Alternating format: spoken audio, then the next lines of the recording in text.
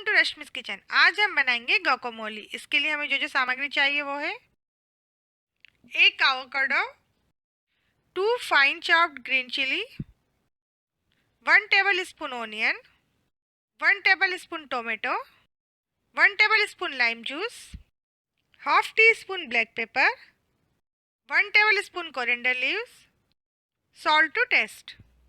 अब हम गुआकामोली बनाएंगे। यहाँ मैंने एवोकाडो को पील करके और उसका सीड निकाल दिया है। अब हम एक फॉर्क की हेल्प से इसको मैश करेंगे।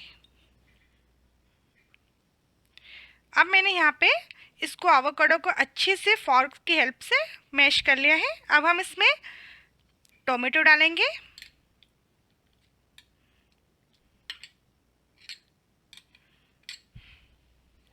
ऑनियन, ग्रीन चिली, आप ग्रीन चिली अपने हिसाब से कम ज़्यादा कर सकते हैं, lemon juice, cilantro, coriander, black pepper, salt to taste और इसको अच्छे से हम मिक्स करेंगे।